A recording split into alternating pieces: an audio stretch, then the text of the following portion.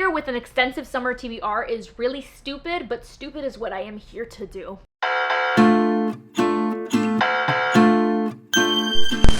I have yogurt, which means I'm happy, which means you're happy.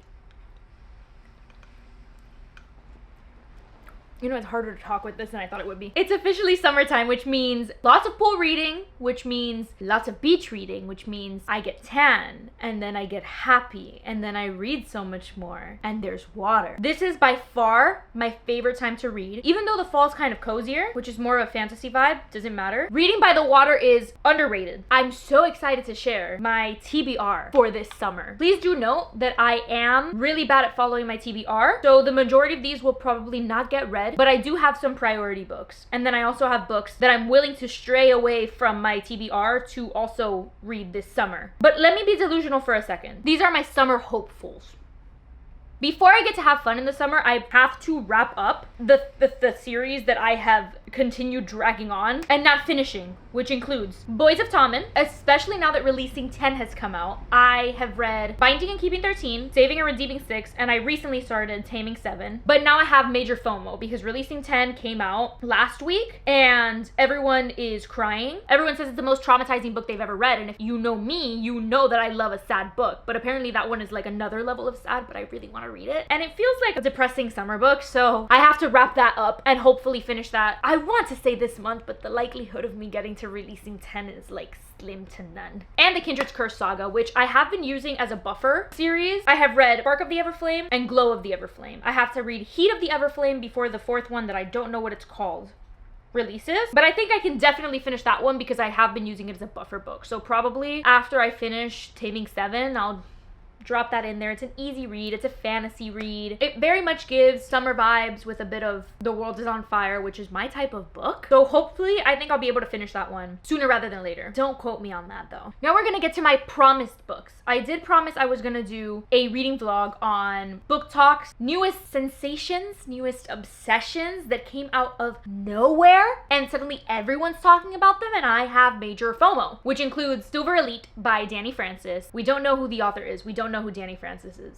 I have suspicions, but it's not my place to say. Which I have officially started. I started audiobooking it a few days ago, yesterday. And it's so good so far. It's a dystopian. It's supposed to be the revival of dystopian, but make it adult, since a lot of dystopian books are young adult, which I feel like is very interesting. So far, a lot has happened within the first 3 chapters, so I'm very intrigued because it kind of gives like a bit of like a Divergent vibe where they're in like sectors and they're like training, but then there's the people who have powers who are not supposed. It also gives like a powerless vibe. It's kind of that whole thing of like she has a specific power that you get killed for, and then she's really good at hiding it, but she's also really special, but she also gets assigned to like the sexy war general guy.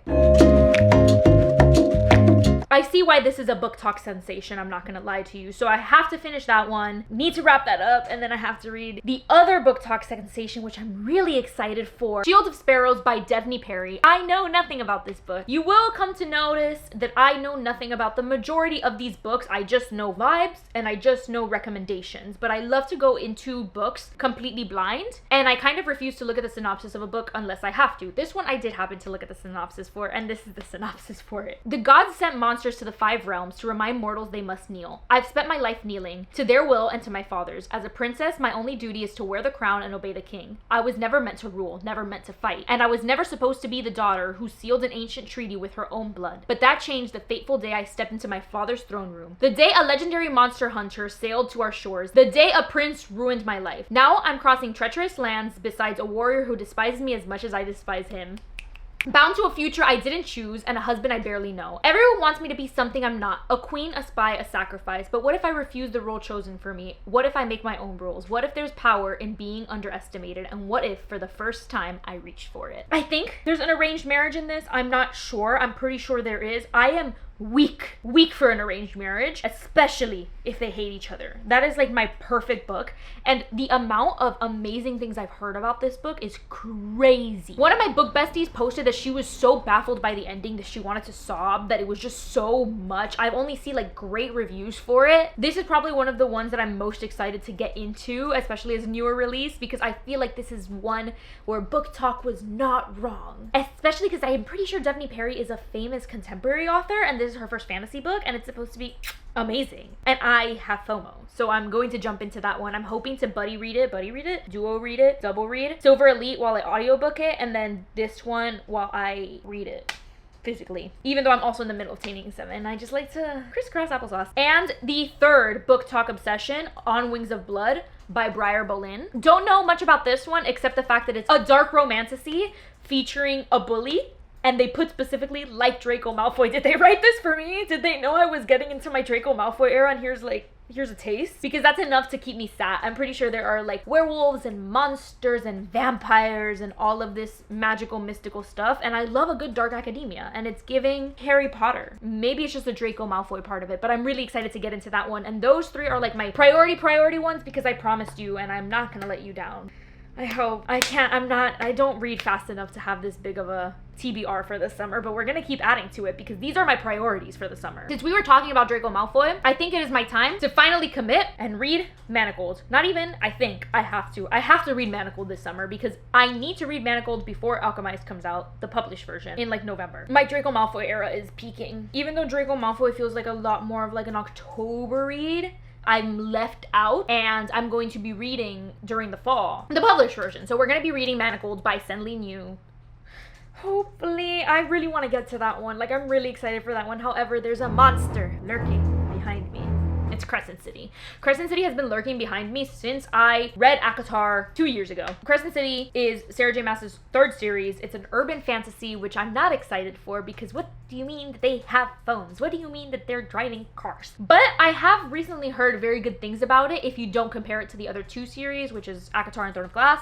Very hard for me to do because those series are my Roman empires. But they said if I don't compare them and if I don't look at the thick size of those books, it's very enjoyable and it'll go really fast and it's a very good book, and I'm just really hoping because I'm terrified. I'm also terrified to know that once I finish those 3 books, I have no more Sarah J Maas to go back to. I think that is actually my #1 priority series for the summer because I keep putting it off, and if I get an ACOTAR 6 announcement and I don't finish Crescent City, I'm going to jump out a window because those books are so large that it's probably going to take me the entirety of the summer. But they say it's fast to read, and apparently it is necessary for ACOTAR 6. I'm going to have to commit to that, and I have been dragging it on for far too long, and I'm going to do it. I have to. I put it in video. When I get past her, hopefully if I survive and I make it out. The Cruel Prince. The Cruel Prince was the second book that I ever bought. When I restarted my reading journey, I read ACOTAR and then I bought Cruel Prince 2 years ago. She has been on my shelf for 2 years. I don't know why I haven't started that book. It is a short book. I know I'm gonna like the book. I really like Carden. He has a tail. Jude is hot. Enough said. I don't know why I haven't gotten into Cruel Prince. Apparently it's supposed to be fairly political, which I don't mind in a fantasy book. But also you're giving me a really, really mean MMC. I'm sad. Like that's enough to convince me to read it, but something about how much I know I'm gonna fall in love with the series is scaring me. I'm just scared. The majority of the books I'm reading this summer are my fear reads, which includes Caraval. Caraval by Stephanie Garber. Caraval by Stephanie Garber. I don't know anything about it. Once more, I like to go into books blindly. I know nothing. I know it's a circus. Well, it's circus themed, carnival themed. Caraval. Carnival. It's carnival themed. There is 2 sisters that I don't remember their names. One of them gets taken, I believe. This is all from my brain. I refuse to look at the synopsis. I've only seen pictures. One of them gets taken and they enter Caraval, and it's games, and it's, I don't know, deadly maybe? I don't know, but I do know that I have just dropped a lot of money on the Fairy Loot editions for the series in hopes, because I know I'm gonna love it, so that means I have to buy the special editions for it before it's too late. Guys, promise me I'm gonna like Caraval. I know I'm gonna like it. I'm really excited for it though. It's apparently one of like the favorite YA novels that get talked about really often, and Caraval seems really fun. Seems like it's gonna break my heart. I know very little about it except the excitement that everybody has about it, so then I'm excited to read it, which also goes hand in hand with Once Upon a Broken Heart. I don't know which one I'm supposed to read first. I know they're intertwined, and I know that one of them has Jax. Or both of them have Jax. I'm not sure. I know that Once Upon a Broken Heart is about Jax. He is Aaron Warner 2.0, and that's enough to keep me sat. That's the most that I know about Once Upon a Broken Heart. I know that it's intertwined with Caraval, which is already very exciting for me. I know that it's pink, which is also very exciting for me. And I know he calls her Little Fox, which I think is a very important factor in me starting the series because that is really cute and I like Jax and I don't know Jax. A lot of people tell me that I'm going to adore Once Upon a Broken Heart, so I said perfect. I go in like this and then I add it to the TBR. Those 2 books feel like really good, really fun summer reads, and I hope that I'm impacted for life the way that everybody promised me I would be. Do not let me down. If these books let me down, there's gonna be an ache in my chest. Between Cruel Prince, Caraval, and Once Upon a Broken Heart, like the elite YA series that I haven't read yet, this summer better not disappoint me. This is a good lineup. Now those are my non-negotiable lineup. Now we have ambitious negotiable lineups. I'm a slow reader. I don't read fast enough to get through all of these books, especially the majority of them being series, but I'm going to hope and I'm going to try anyways, and that includes little palate cleansers of dark romance. One of them being God of Malice, which is extremely talked about. I don't know anything about it at all. That's okay. I know it's a dark romance, and I have the synopsis here. That's enough. I will read the synopsis for a dark romance. I don't mind it. It doesn't give away plot because it's just very funsies and probably very inappropriate. So, God of Malice by Rena Kent from the Legacy of God series. I caught the attention of a monster. I didn't ask for it. Didn't even see it coming. But the moment I do, it's too late. Killian Carson, the man, the myth, the legend, is a predator wrapped in sophisticated charm. He's cold-blooded, manipulative, and savage. The worst part is that no one sees his devil side. I do, and that will cost me everything. I run, but the thing about monsters,